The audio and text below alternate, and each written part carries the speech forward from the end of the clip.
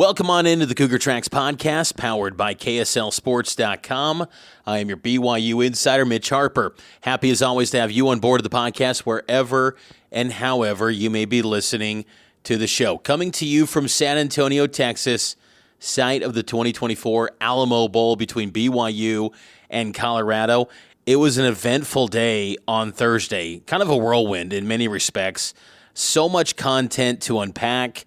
If you're on the podcast feed, I highly recommend you go listen to some of my clips with one-on-ones with BYU offensive coordinator Aaron Roderick and also defensive coordinator Jay Hill and quarterback Jake Retzloff as well. Those I highly recommend on the podcast feed. But there was so much to unpack from Thursday. We were at BYU football practice. Took place over at Trinity University, a D3 school here in the San Antonio area. Got to see an early portion of practice and some observation. There was a session to kind of get some B-roll footage and shoot some clips from practice and kind of observe things. Not much to observe, really. It was a lot of punt team. It wasn't much to unpack. There were some, players going through drills that were banged up in the Houston game, like Hinckley Ropati. But understand, this was early part of practice, and it was position work. This wasn't extensive work taking place over on the campus at Trinity University, because I bring up Hinckley Ropati because he was obviously left off the depth chart this week for the bowl game because he was banged up against Houston, and we'll see what he ends up, his status being against the Buffs. But eventful day. We talked with Darius Lassiter and also Jack Kelly. Jack Kelly was asked about his decision with the NFL because there's been some mock drafts that view him as a potential day 2 guy, day 3 prospect. Does he want to run it back one more year at BYU? He's saying he's waiting until after the bowl game to decide, but you really get the feeling that he should probably run it back and probably, would be best served to run it back because I think that Jack Kelly, with, the resources that BYU has and in this era of NIL and revenue share, it's right there for some big paydays to come back to college football. Now, if this was 10 years ago, you probably tell Jack Kelly, yeah, take a shot at the NFL and move on. I mean, I'd always err on the side of, go get your degree and handle all that. But still, Jack Kelly's been a player that one of the really good playmaking linebackers in the Big 12. And you think about him and Isaiah Glasker potentially teaming up in the linebacker unit next season. That is exciting. There was a funny exchange between him and Harrison Taggart. Taggart joined the media corps on Thursday. Again, this Christmas holiday stuff, it's that time of the year where you have no clue what day it is. It feels like a Monday because it's the first of my real work week. Harrison Taggart asked the question, says, what do we got to do to get you back? And you stay. Well, I would think, Harrison Taggart's going to stay, I would think. You never know. You can't guarantee anything in this day and age of college football, but if that happens, well, that would be an indication that Jack Kelly would return. It was good to see Harry out there on the practice field. Of course, he missed the Houston game and a large chunk of that Arizona State game due to an injury. So Harrison Taggart suited up, should be good to go coming up on Saturday, at least based on him suiting up and going through practices at Trinity University in preparation for the Alamo Bowl. But practices are now done for BYU, done for the 2024 season. Friday will be more of a walkthrough and just kind of finalizing the last bit of plans for, going up against this Colorado football team on Saturday evening inside the Alamo Dome. Went over to the Alamo Dome for a press conference for both BYU and Colorado, and it was interesting. BYU had two coordinators, Aaron Roderick and Jay Hill at the podium, and then 6 players at the podium. So there was 8 guys up there on the podium to talk to the media of the days, if you will. And a little bit overwhelming at times because I've never seen 8 individuals to toss questions to. But what was nice was some breakout sessions to have some one-on-ones and interview the players and coaches off to the side, and that was some really good commentary. But I really do get the sense that this BYU team is motivated. And, I think both teams are having fun out here in San Antonio. I think they're enjoying themselves. But I do get this vibe that both teams really want this one to end this year. And, one of the reporters in the press conference for BYU asked about, do they feel like this is a, Big 12 championship type game, considering they both were left out, even though they both finished 7-2 and were, near the top of the standings in the Big 12, at least tied for first place. But because of tiebreakers, Iowa State and Arizona State go to the Big 12 championship, and Arizona State went on to win it. Jake Retzloff said, it's the people's Big 12 championship, and people took that. I heard that and just thought it was a fun comment. People are getting obviously salty about it because that's just online behavior of fans, and so be it. It's fine. But I think it is a good matchup. Honestly, I think that BYU and Colorado was the matchup a lot of people wanted to see in the Big 12 championship game, but obviously Arizona State picked up so much steam and they played some great football at season's end, and they take the Big 12 title, and they're off to the playoff getting ready for Texas in the Peach Bowl. But BYU, Colorado's next in line. I think both these teams are better than Iowa State. Iowa State showed poorly in that Big 12 championship game.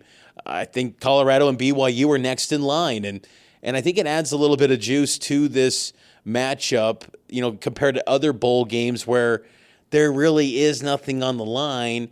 You can really lay claim as one of the top teams in the Big 12. And, in this era of supersized conferences where you're playing uneven schedules, sometimes that can be in question how good you truly are. How good truly was Indiana in the Big 10? They had all the scheduling breaks where they avoided a lot of the tough teams besides Ohio State. And I'm of the belief still that Indiana deserved to be in the playoff. I think 11-1 should matter, and I think those sort of things are part of the fabric of college football, and you take that away, what are we really getting into here? But I just think this is another data point to legitimize either Colorado or BYU season. And I think that it's a big-time opportunity for both teams to punch, capitalize on this setting that's awaiting them on Saturday. I thought there was good commentary, some funny commentary from Isaiah Glasker. He said that he'd never seen a dolphin before in person. That was kind of fun when he was describing their day at SeaWorld out in San Antonio. But, BYU's clearly the overlooked team in this game. Everyone is talking about Colorado, and it got to the point even in the pep rally on Thursday night, which I thoroughly enjoyed. That setting on the river walk was awesome. Kalani Sitake's like, we got some boys who can play ball too. And, I think Kalani was trying to get BYU fans a bit fired up at the Riverwalk pep rally. But, BYU, we remember back early part of the season when they were overlooked and they played some of their best football. And so that's kind of a fun dynamic here coming out of this. I think what's going to help BYU's cause potentially, I'm curious to see how they perform because of this. Jake Retzloff's playing healthy now. Jake told me that, he's back to full strength. And even Aaron Roderick noted that, Jake was not his self in November. And there were times in the Kansas game where he felt that maybe, in retrospect, he maybe should have given someone else some snaps in that game against KU back in November. And does a healthy Jake Retzlaff change the fortunes of this BYU offense? Because, as I talked about yesterday, they've got to score at least 35 points, in my opinion, to win this game. BYU's defense will get some stops. They will come away with a takeaway or two, I think. That's what they've done this whole year is they get interceptions. Like, they kind of have to expect that. That's what's going to be the case with BYU this year. Colorado will still get some of theirs. This is not going to be some, 17-14 game. This game is going to be probably one in the 30s, I would expect. Both offenses have some explosive tendencies, and BYU, when Jake Retzlaff was healthy, was very explosive at times and opportunistic on the heels of big plays from the defense. And BYU's defense has got to generate those takeaways, and ideally, they put BYU's offense in favorable field position situations to really capitalize, as you saw against Kansas State, UCF, Arizona. There were many games this year where BYU had short fields because of the takeaways, and the offense, more times than not, always pounced quickly. That was the thing about BYU early in the season was that, it's one thing to take over on the opponent's, 45-yard line or 40-yard line, whatever it may be. You got to capitalize, though. You got to score. And they had a tendency where it felt like 2-3 plays, they're capitalizing. And they were very aggressive in those spots. And I feel like this is a game where BYU has just got to come out aggressive from the get-go. And I expect they will. And I expect Colorado will, too. I just think this is going to be a really fun football game that's going to be a lot of physicality. And I love, too, the fact that stars are playing. Hearing from Shedeur Sanders in this press conference on Thursday was really insightful. And, I think Shedeur Sanders and the Colorado program and Coach Prime, I don't understand, honestly, why people have an axe to grind with them. I just don't get it. Look, I'm just getting a small sample size. I don't follow the day in, day out of the Colorado Buffaloes, but I feel like this is a really,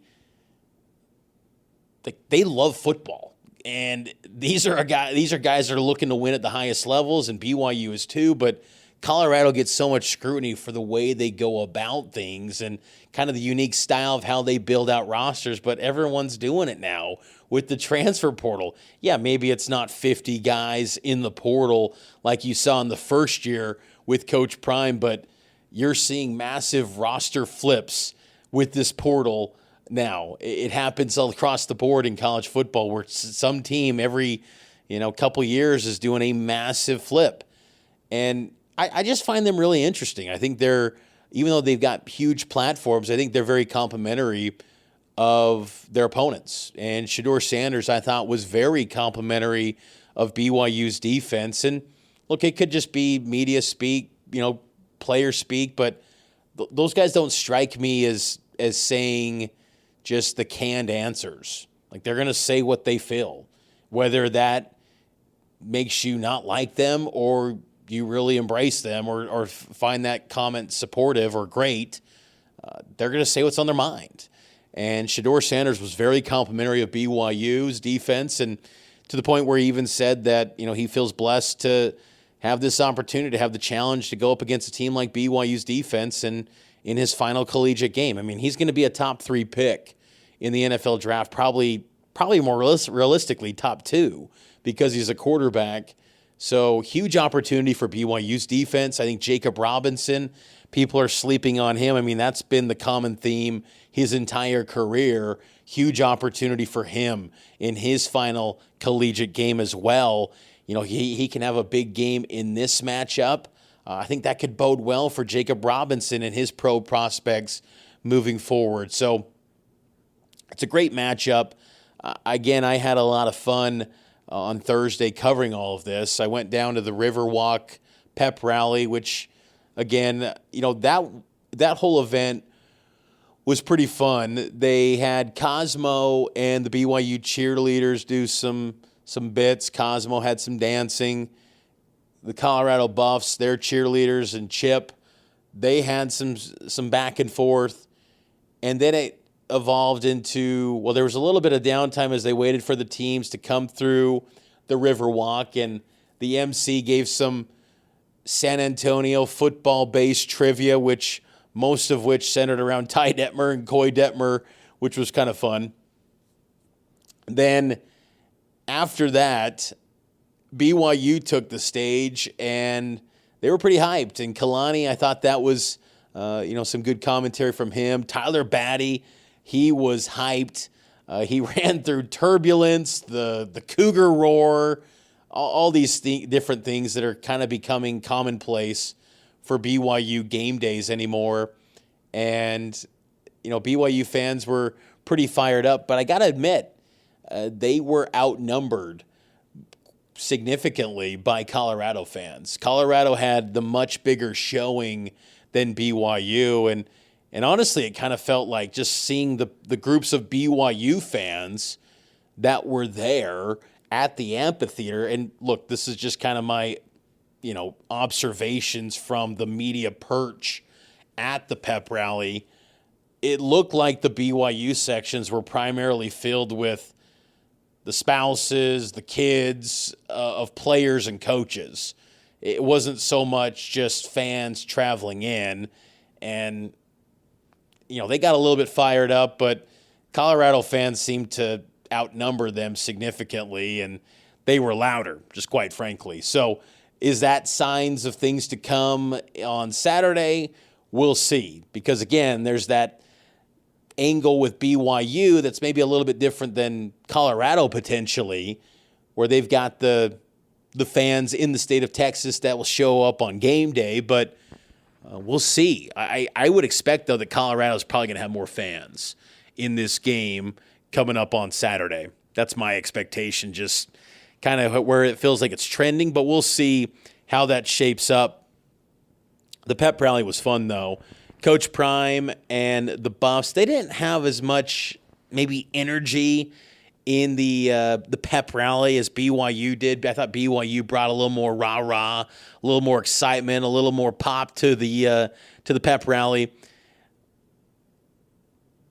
But it was cool to see Coach Prime introduce Ms. Peggy, the Colorado superfan. I thought that was pretty fun to see. I mean, 100 years old. And it was pretty cool. To my right, where I was standing watching the pep rally, saw Colorado AD Rick George, and he was explaining, I think, to an Alamo Bowl individual who was taking some photographs. She was, I think, curious as to who this super fan that they were honoring, Coach Prime was honoring on the stage, and he was explaining to her. And it was kind of cool to hear that, because I've seen the videos of Coach Prime with Miss Peggy at the spring game, that first spring game when Coach Prime took over, that was nationally televised, and she became kind of a national name from that. And so that was cool to see her, and just to think 100 years old traveling to a bowl game. I mean, I haven't really met many people that hit the century mark in my lifetime, but I know, some older people, my wife's grandma, I can't imagine her traveling to a bowl game or anywhere one time zone away, or getting on a plane to travel. So pretty cool that Miss Peggy is still repping her Buffs, even at her age right now, and still a huge fan. I think that's pretty cool to see. But that was a lot of fun, and went over to BYU's team hotel after the pep rally, kind of saw the merchandise stand at the Alamo Bowl. There was, it was where BYU's gear was at the team hotel, and I think decent prices, but still, it's. Do you want to call it inflation? I don't think you can call it that anymore, considering it's just become the norm anymore. But $30 for a T-shirt, $40 for a hoodie, $60 for a football. I mean, that's just the going rate these days. But cool stuff to see between BYU and Colorado for the Alamo Bowl, because you just never know in this climate of college football. You can never assume you're just back to this type of game. And I know the Alamo Bowl doesn't have the same platform like the playoff, but I just think that this game is significant. And And I think that BYU, I really want to see how they perform in the trenches against Colorado. I think that is something to me that is just such a huge storyline, considering Isaiah Jada out, Braden Keim out, Waylon Lapuaho, lots going to be placed on him to perform. And let's see what he can do at that right tackle spot. Caleb Etienne, first team All Big 12 performer at left tackle. Let's see him have another big game. And then BYU's defensive line. Colorado's given up a lot of sacks this year. They've had a lot of sacks, their defensive front. 37 sacks this year, but they've given up a lot too. And this is an opportunity for the Mangelsons, the Nelsons, Tyler Batty to come up big. And for Jack Kelly and that talented linebacking unit to really be a physical force up front. And to get to Shedeur Sanders, because if you give him all day, there's too much speed on the perimeter for Colorado's wide receivers to think that they're not going to break some eventually and have some big home run balls. So you've got to get home and be able to get to Shedeur Sanders. So that physicality up front is going to be critical for this BYU team. I'm also curious, too, to see how BYU's run game performs. And listening to Colorado defensive coordinator Robert Livingston and his thoughts on the BYU offense, discussing how they like to run the football a lot, I want to see that. I want to see BYU run the ball, and I want to see LJ Martin have a big game. It's time for BYU to unleash LJ Martin and have a big performance. I think this is a game where ideally you're getting him 21 carries, 22 carries, at least 20-plus touches in this game. Unless you get down big, then you're in that spot where you got to start slinging it a lot. But, run the football. If you have success there, that keeps Colorado's offense, that's pretty high-powered, off the field. And also you're not going to have, Travis Hunter factoring into the conversation as much if you're running the football because, he's a taunting task to throw the football to his side of the field. So LJ Martin's got to be big, and with seeing him at practice, he seemed to be moving pretty well. I think when he's at full strength, he can be, one of the best players in a given game. And, that's a high bar in this one, but LJ Martin's got to have a big game too for BYU. So that physicality's got to shine through for BYU in this game if they're going to win this one. And I think BYU can. I think they can win this one. But, what's interesting about Colorado and why they're going to be a team that is really tough in the Big 12 with Coach Prime is that they can get elite top-end talent that no one else in the Big 12 is getting. The Big 12 is filled with a lot of high-end 3-stars and low-end 4-star guys that in many respects are kind of developmental prospects. But Colorado gets those generational 5-star guys at the top end of the roster. And the rest of the roster might be very similar to what the Big 12 rosters are, developmental 3-star guys. But, that top end, 4 to 6 guys are elite of the elite and some of the best players in college football. And in this year, they've got 2 of the best players the sport has to offer this year, and the number 1 guy in Travis Hunter. And because of that, that makes Colorado, when the chips are down, like you're going to give the X factor a little bit to star power like that. Because BYU doesn't have that. They don't have those 1 or 2 individual guys that can match the stardom and the superpower ability of Sanders and Hunter. But the collective whole, if they are on and playing at a high level and playing at their best, they've got some talent too. So, and they've got the ability to spring the upset. They've got to play a complete 60 minutes too. I don't look at this game being one where BYU just blows out the Buffs. I think it's going to be one, if they do win it, it's probably going to come down to the final horn, and they've got to play well for a complete 60 to get this thing done. But Friday is going to be pretty busy as well. Going to have the joint press conference between Kalani Sitake and Coach Prime. I'm looking forward to that. The kickoff luncheon with ESPN talent talking to the spectators at the luncheon. Media will be there as well. And then the final tune-up, getting ready for BYU and Colorado, coming up on Saturday at 6:30 p.m. Central Time, 5:30 Mountain.